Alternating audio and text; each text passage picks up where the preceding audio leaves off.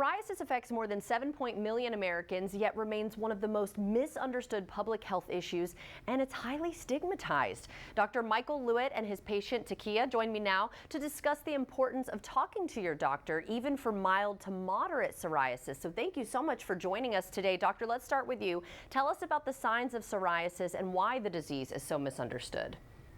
Sure. So you set me up on a tee there. So first and foremost, obviously I'm a dermatologist. So 85% of the time, psoriasis presents on the skin with these thick, scaly, very itchy or pruritic plaques that can occur on the elbows, the knees, but often in all discrete areas such as the scalp, the nails, or even private areas. So what I like my patients to know is, although you're here seeing a dermatology provider, psoriasis is a systemic inflammatory condition that, if left undertreated or delayed in treatment, you want to get it when it's mild and moderate before it gets to the high severe cases, because those high severe cases can also expand to other organ systems like irreversible and destructive damage of the joints, leading to permanent arthritis, as well as the cardiovascular system, causing things like high blood pressure, diabetes, obesity, and ultimately heart attacks and strokes. But a few things we like to educate our patients in the community on, with the help of the National Psoriasis Foundation, is this is not a contagious condition. It's inflammation, not something that you can spread from one person to another.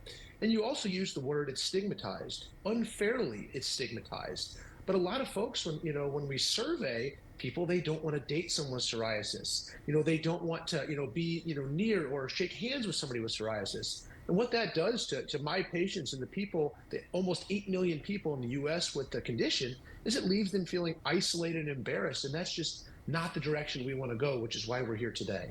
Yeah, so can you talk about then some of the health disparities among minority communities specifically? Sure. So, I'm a numbers guy.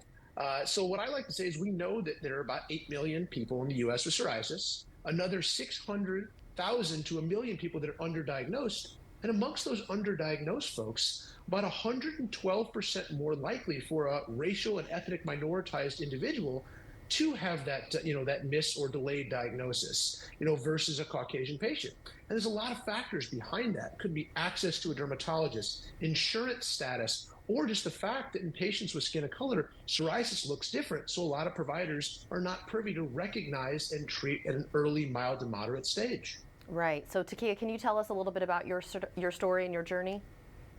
Sure. So my psoriasis journey began full on in 2016. However, I dealt with mild psoriasis for a few years before that. And I wish I hadn't ignored the signs of the mild psoriasis, because when my psoriasis became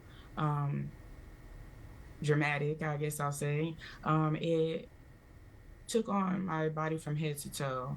Wow. And from there, I had to do a lot of research and educate myself about psoriasis and learn about what was going on with my body, because it affected my hair, my scalp, my ears, my face, my neck, my nails, private areas. It affected my mental health because I became discouraged as a model. Um, and it really just it led me to find my lane, which was advocacy, and that keeps me learning every day with psoriasis, and it allows me to educate others, because we don't really know what our case is until we do research for ourselves and ask our doctors, and advocate for yourself with your doctor as well. um, and so, yeah, it takes a while, but you can get the best treatment options with a lot of research and, like I said, speaking with your doctor, finding the right specialty team, and really primarily having the right primary doctor will help a lot too. Yeah, so I'm glad that you're turning this around and helping others. I think that's great. So doctor, where can we go for more information?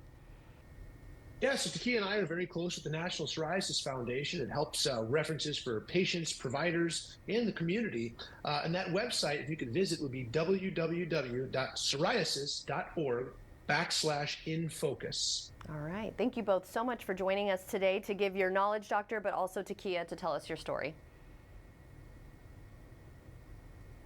Thank you for having us. You're so welcome. Thank you for having us. Of course. And everyone at home, if you'd like to see this interview again, you can head to First Coast News Plus.